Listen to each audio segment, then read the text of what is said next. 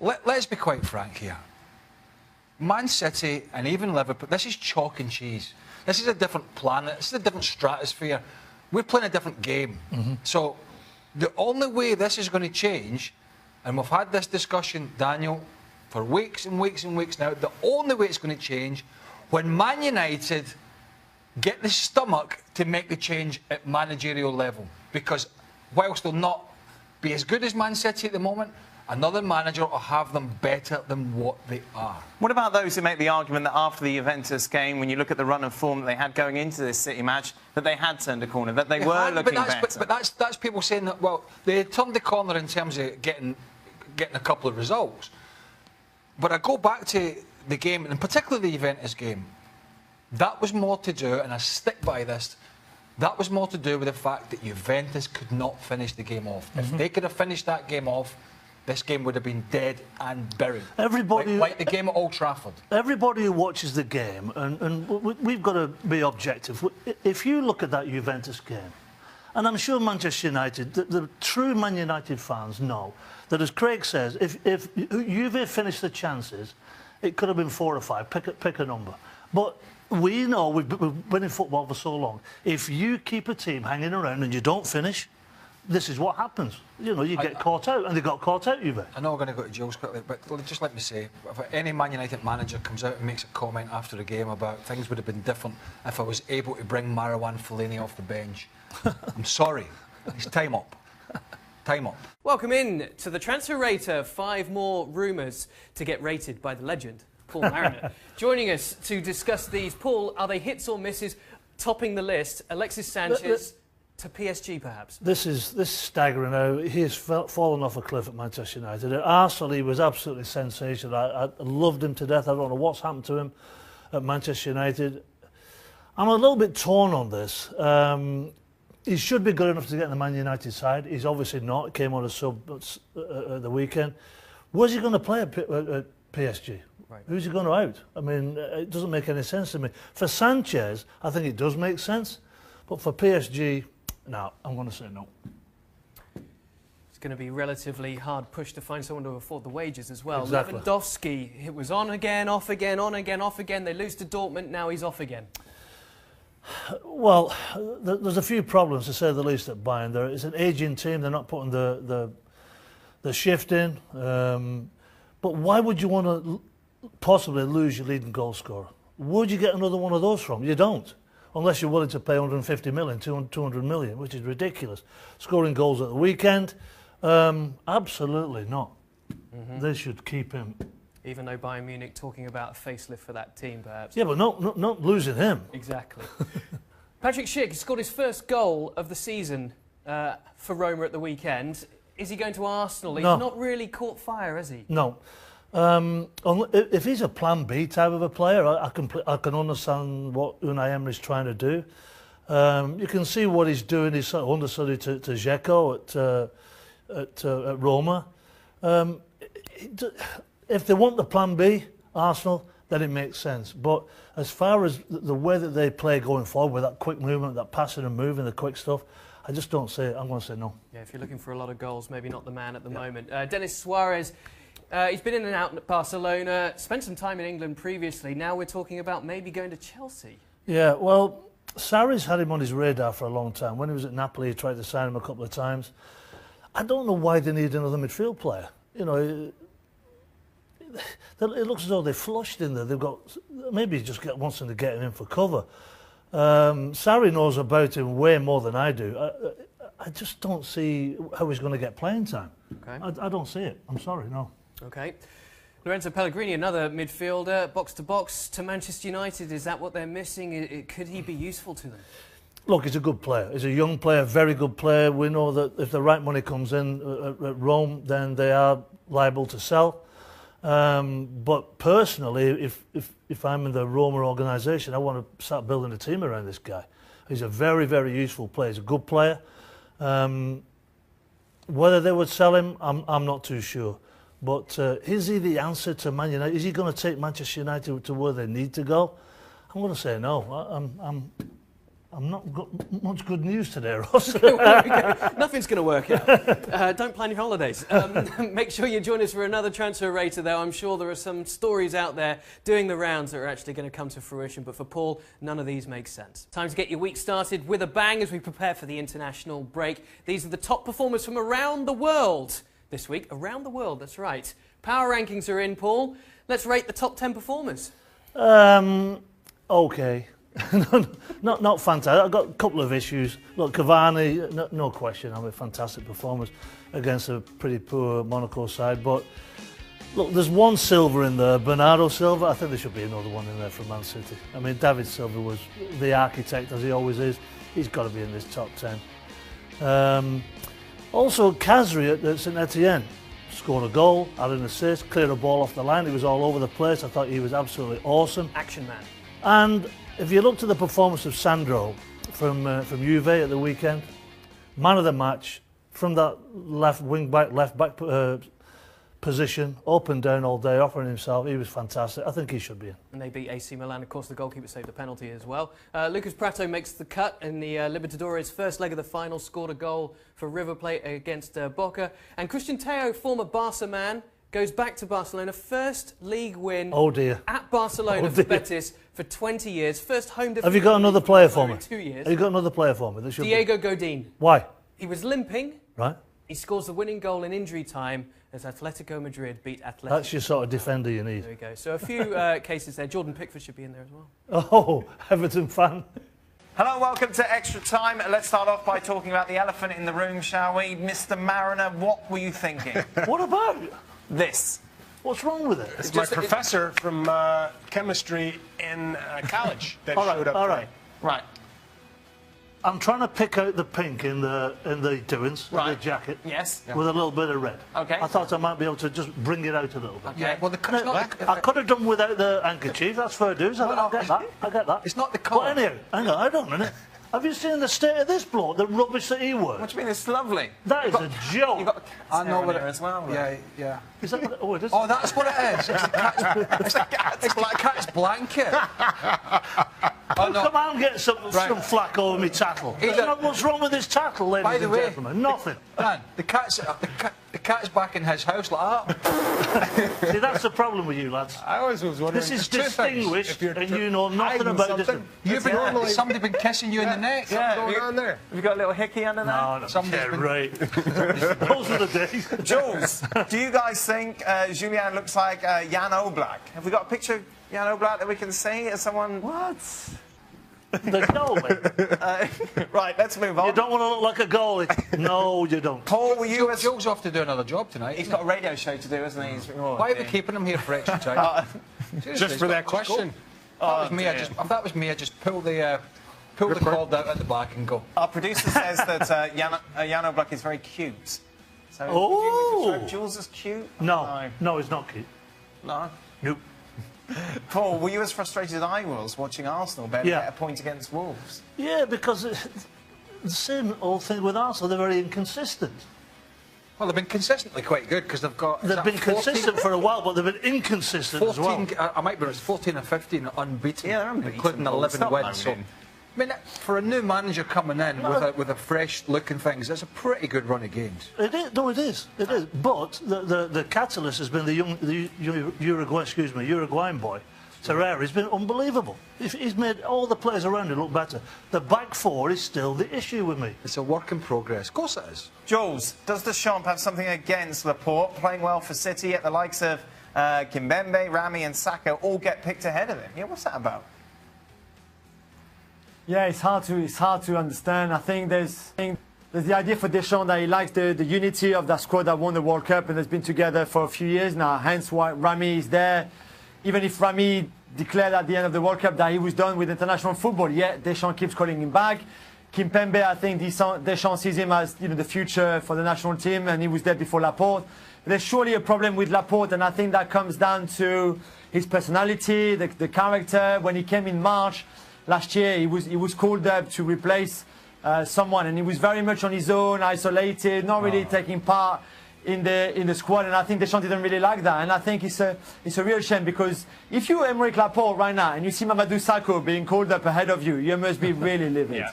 Jules, that's it. You're done. You can go to your radio show now. We got one more question, but it's all right. There you go. Well, you can ask him this question. Okay. No, it's about your boys.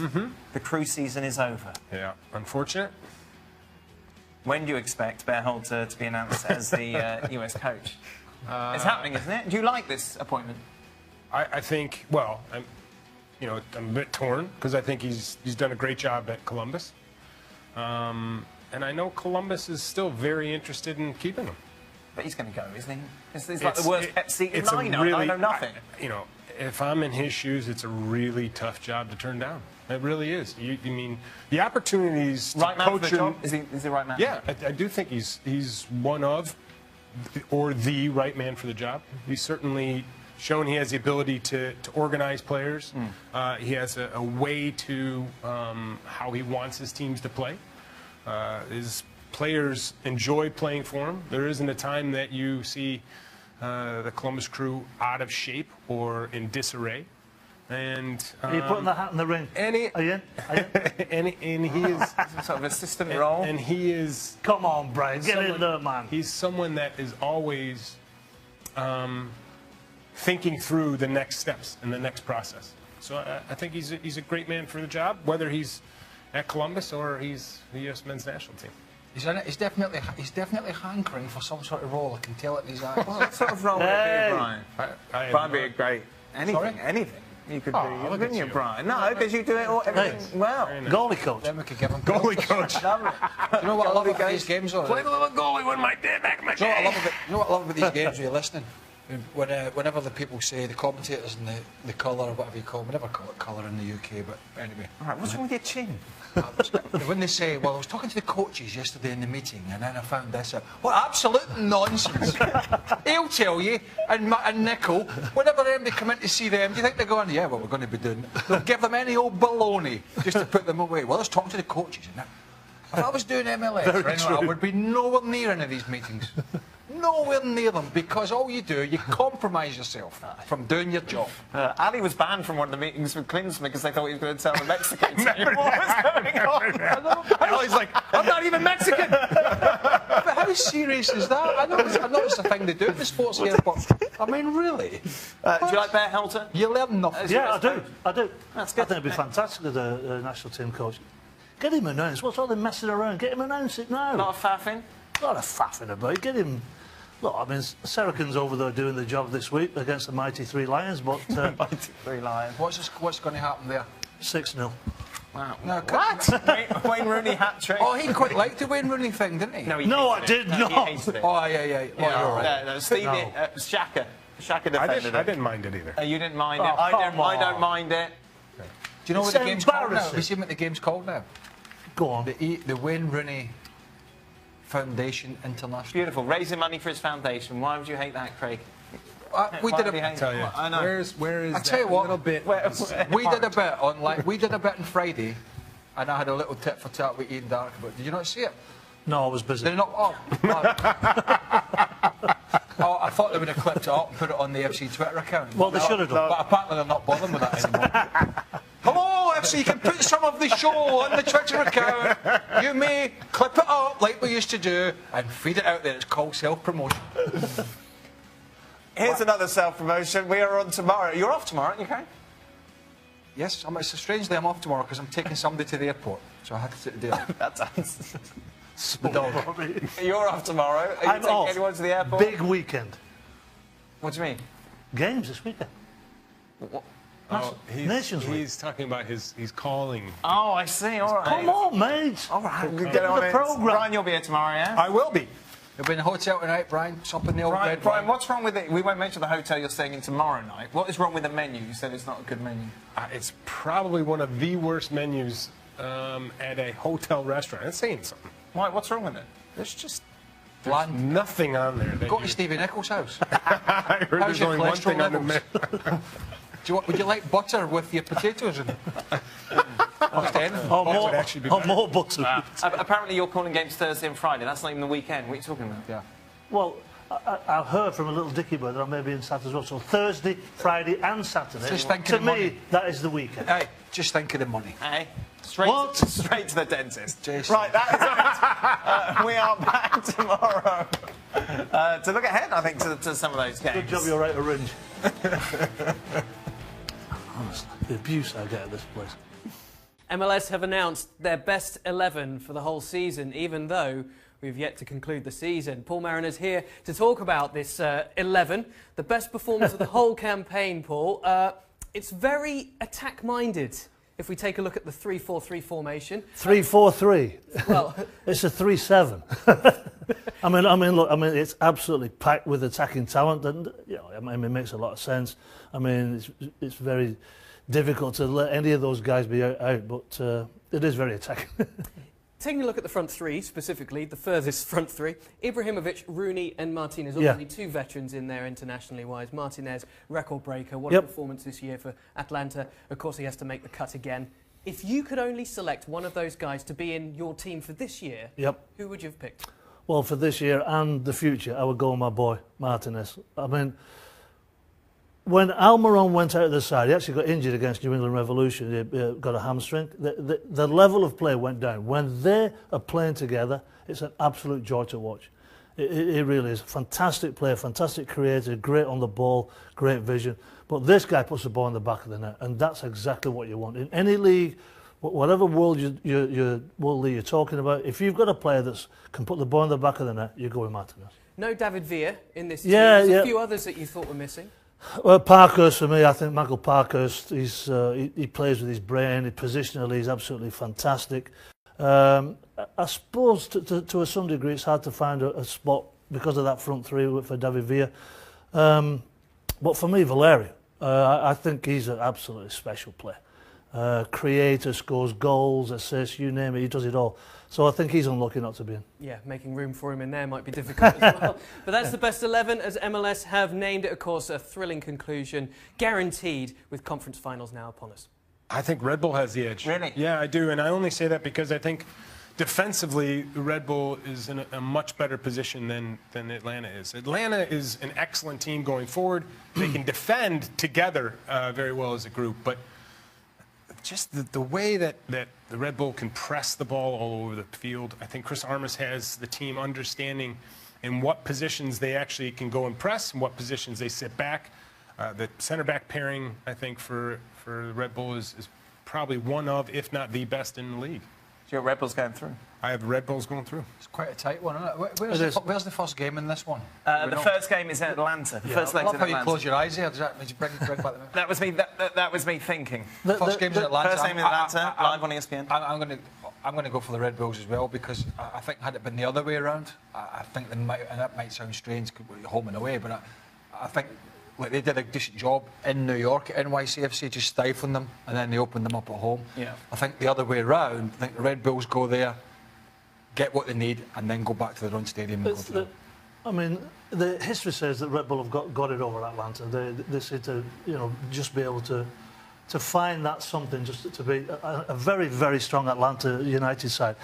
I'm going to go with Atlanta because when Almiron is on that field and he's linking up with Martinez, and the way that Atlanta's defence is marshalled by Parkhurst, I just think they're going to have enough. Look, don't get me wrong, New York Red Bulls, they've got players from all over the park who scores goals, they've got players who can assist. Nobody's worked out how to mark Bradley Wright Phillips. Everybody knows what Brad does, but nobody can seem to stop him from scoring. It's going to be an incredible couple of games. Yeah. I'm just going to go with Atlanta. I just think they might just have that extra goal in them. I have Kansas City going through. I'll be honest with you, after seeing the last 15 minutes of that match and knowing how good Portland is at getting pressure onto the ball, but also finishing their chances, I'm definitely more on the fence about this one than the other conference, but I still think Kansas City gets it done. For Portland, you've got Blanco and you've got Valerio who score goals and assists seemingly at will. They're so dangerous. I think Peter Vermeers will have a plan to work on those two players to try and stop them from playing. There's no doubt that Portland have got a fantastic team spirit. That togetherness, it seems to carry them over the line. I was very surprised with Sporting KC yesterday, that how they dropped off the pace. I just couldn't believe it. They seem to be very fragile mentally.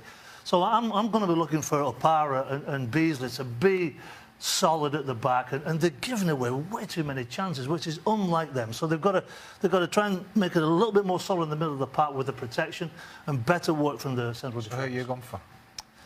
I'm gonna go with a bit more confidence than Brian about Sporting KC. Sporting KC. Portland were really dogged, beating Seattle over to right. I mean, you're right. Really determined with a little bit of quality in there. Yeah. But I'm the same. I'm going to go with Sporting Kansas City.